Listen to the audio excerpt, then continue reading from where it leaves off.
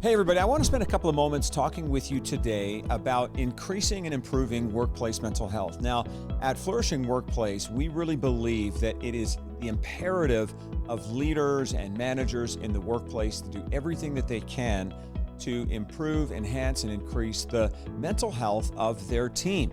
Why is this important? Well, because the greater the mental health, the greater the performance. And of course, if I as a leader or manager, or you as a leader or manager can do anything to increase the mental health of the people that we work with, well, why wouldn't we want to do that?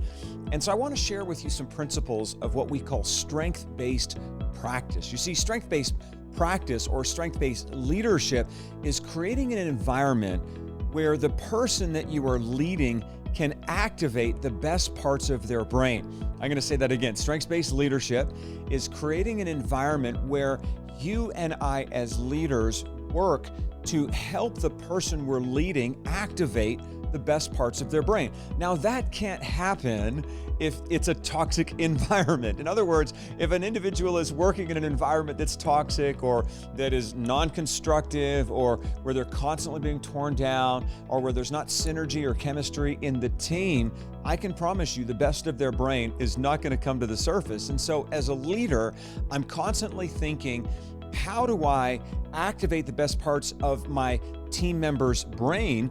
And as I do that, that's going to increase the innovation, the creativity, the thoughtfulness, the proactivity, all of those things that all of us as leaders want to see in our teammates. And this has a major impact on mental health, because as long as people are trapped, kind of in their amygdala, as long as people don't feel safe, as long as people are under stress, excessive amounts of anxiety, it's going to be very difficult for them to perform at their best. And so one of the things that really helped me as a leader was the recognition that neuroscientists tell us that 5 times per second, people's brain is scanning the social environment and it's asking this question: is it safe here?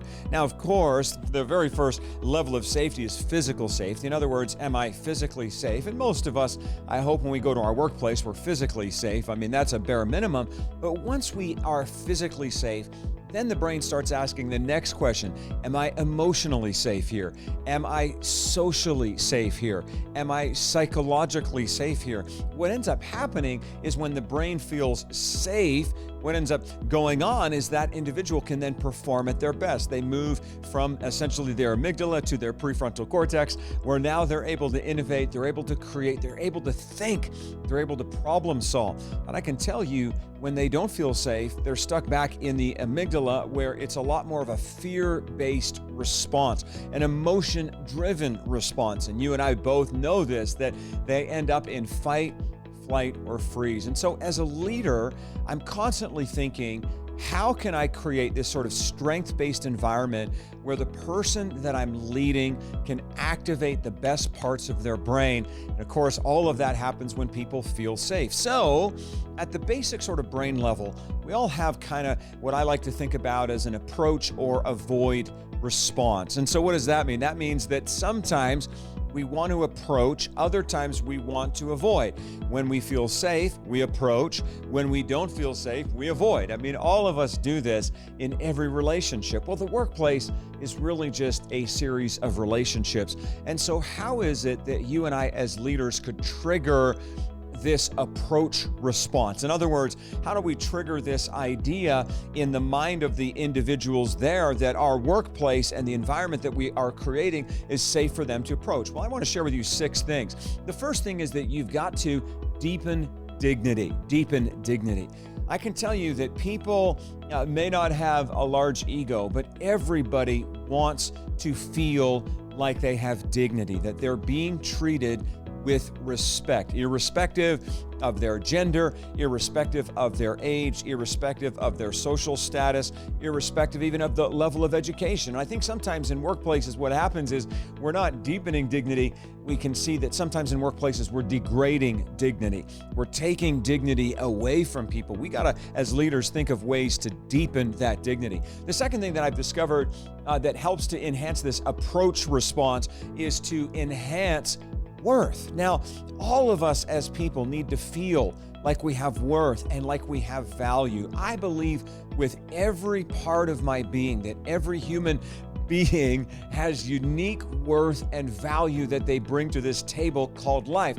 And when they have a high sense of worth, then the very best of them comes out. But when they feel like their worth is being diminished, guess what happens? They're not able to perform at their best. So as a leader, I'm constantly thinking, how do I enhance the worth of the individuals on my team? The third thing I've discovered is that we need to strengthen confidence. Now, confidence and certainty is so important.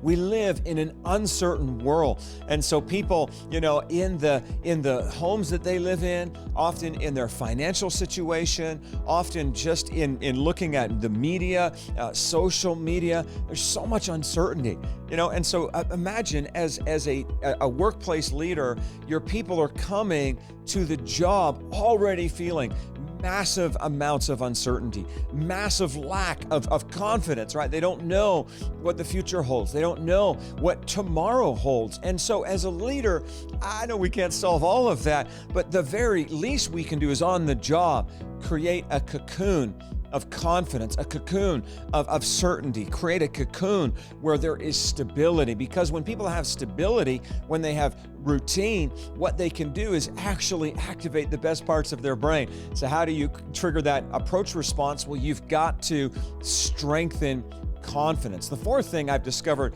that triggers that approach response is to reinforce autonomy. Now, we just came through a pandemic, and everyone talks about the mental health pandemic, and I'm one of them, so I understand that. But, I think what a lot of people don't realize when we talk about a mental health pandemic is why. Well, obviously there's the social isolation that people have come through, and of course the massive amount of uncertainty where people didn't know, where did COVID come from and how's it spread and how can we prevent it and all of these things. Now, a lot of those things we figured out, but do you want to know one of the biggest factors that impacted people's mental health through COVID was the lack of autonomy. I'll tell you what, when you take away people's ability to choose, what ends up happening is they now end up in a place where they're afraid. So they're in the back of their brain. The amygdala is triggered because they don't feel safe. You see, autonomy adds safety, but the lack of autonomy actually takes safety away. And the tragedy in a lot of workplaces is because of excessive policies and procedures and routines that may come down from on high, people feel like their autonomy is being removed. And so as a workplace leader, what do I want to do? I want to create this environment where I am strengthening, where I'm increasing autonomy. So that's the fourth thing that we can do. The fifth thing that we can do is we can strengthen connections. I'll tell you what, I see this so important. When you think about connection, you think about that is the stuff of life. There's so much research that shows that when people feel like they belong, when people feel like they're loved, when they feel like they're valued, when at least as a minimum, they feel like they're a part of the team, what ends up happening is their sense of brain safety goes up. They're in that prefrontal cortex where they can think, they can create, they can innovate, they can problem solve. But when you take away a sense of belonging, when you strengthen division, when you strengthen exclusion, I'll tell you what, people actually get stuck in the back of their brain where they're not going to activate the effectiveness and the creativity and the innovation and the problem solving that they have already got. The last thing I think we can do to activate this idea of the approach response is to increase fairness. Now, I can tell you that right now, there is absolutely somebody in your workplace, I can promise you this, who feels like they're not being treated fairly. And when people feel like they're not being treated fairly, it impacts their performance. It impacts the way they operate. As a matter of fact, it degrades their performance, but it also increases their sense of isolation. It becomes this self-feeding cycle.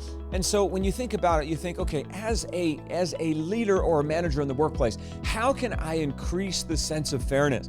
Because when people feel like they're being treated fairly, you know what that does? That sends a signal to their brain that it's safe for them to approach, it's safe for them to engage, it's safe for them to interact. But I can tell you, when you increase inequity, then that triggers the avoid response. So here's what I want to sum up to say. Listen, create a strengths-based environment. The way that you do that is by deepening dignity, enhancing worth, strengthening confidence, reinforcing autonomy, supporting connections, and increasing fairness. And hey, if you're kind of a toxic leader, and I know you're not, but you can see this in toxic leaders, here's how you could trigger the avoid response. I'll tell you what: degrade dignity, diminish worth, weaken confidence, remove autonomy, strengthen division, and increase inequity. We as leaders never want to be those kinds of leaders. We always want to be those strengths-based leaders. I hope that this has been helpful to you, leaders. I know you're working hard. I know you're doing your best. I know that leadership is a tough gig. And I just want to take my hat off to you and celebrate the great work that you're doing. Apply these principles that we talked about, build a strengths-based environment, and you'll see your leadership accelerate in effectiveness and go through the roof.